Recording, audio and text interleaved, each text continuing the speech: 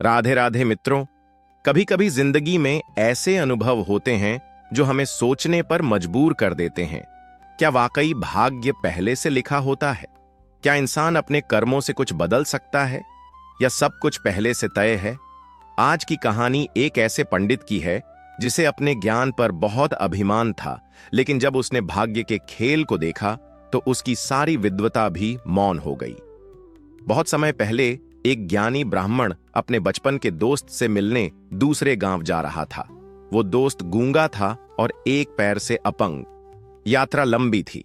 रास्ते में एक अजनबी मिला जिसने खुद को धर्मराज कहा। पंडित को नाम थोड़ा अजीब लगा, पर यात्रा में साथ मिल गया। यही सोचकर वो चल पड़ा। पर एक अजीब बात हुई। जहां जहां धर्मराज जाता वहां कोई न कोई अनहोनी घट जाती। कभी किसी को सांप काट लेता, कभी गांव में आग लग जाती, कभी कोई बैल किसी को मार देता।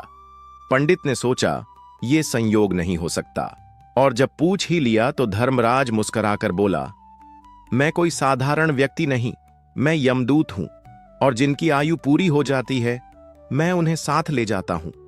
पंडित चौंक गया, लेकिन सबसे बड़ा झटका तब लगा जब धर्मराज ने कहा, अगली मृत्यु तुम्हारे अपने मित्र की है, और उस मृत्यु का कारण तुम बनोगे।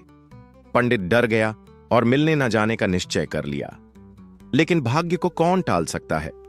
उसका मित्र उसे पहले ही देख चुका था, और लाचार होकर अपने सारे कष्टों को पार करते हुए पंडित से मिलने की कोशिश करता रहा। अंततः वो मिल गया, लेकिन मिलते ही जमीन पर गिरा और वहीं उसकी मृत्यु हो गई। धर्मराज ने कहा, तुम्हारा मित्र इसी प्रयास में मर गया, इसलिए मृत्यु का कारण तुम ही कहलाओगे, चाहे तुमने मिलने की कोशिश की हो या नहीं। पंडित अवाक रह गया। उसने डरते डरते पूछा, तो मेरी मृत्यु कब होगी? धर्मराज बोला, 6 महीने बाद, किसी दूसरे राज्य में, और तुम स्वेच्छा से अपनी मृत्यु को स्वीकार करोगे। पंडित कांप उठा। उस दिन से वह डर डर कर जीने लगा। राजा की मदद ली, महल में रहा, कहीं बाहर नहीं गया। 6 महीने बीते, फिर वो दिन आया। पंडित ने रात को जल्दी सोने की कोशिश की, पर उसे एक बीमारी थी, नींद में चलने की। उसी रात वो महल से निकल गया। एक तेज घोड़े पर चढ़ा और बिना होश में आए सीधा एक दूसरे राज्य के महल में पहुंच गया। सुबह जब आंख खुली तो वो खुद को राजा और रानी के कक्ष में पाया। राजा ने देखा कोई अनजान पुरुष उसकी रानी के पास सोया है। गुस्से में उसने पंडित को फांसी की सजा सुना दी। पंडित ने पूरी कहानी बताई। राजा ने जांच करवाई। सब कुछ सच निकला, लेकिन राजा सोच में पड़ गया। वचन निभाना भी जरूरी था और निर्दोष को मारना भी अनुचित। तो एक उपाय निकाला गया। पंडित को कच्चे सूत के धागे से फांसी दी जाएगी। सबको लगा कि पंडित बच जाएगा। पंडित ने भी धर्मराज की बात याद कर कहा, देखो, मैं खुद ही फांसी पर चढ़ रहा हूं, जैसा उसने कहा था।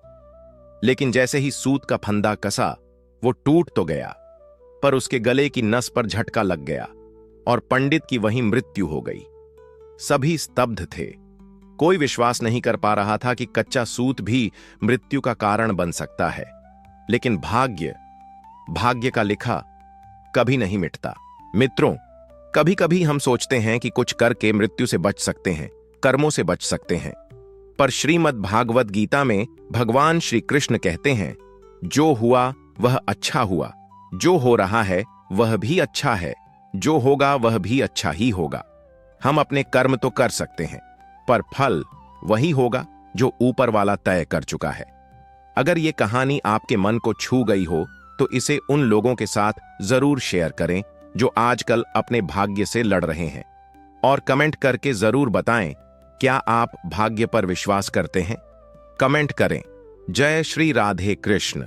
और इसी तरह की और कहानियों के लिए हमारे चैनल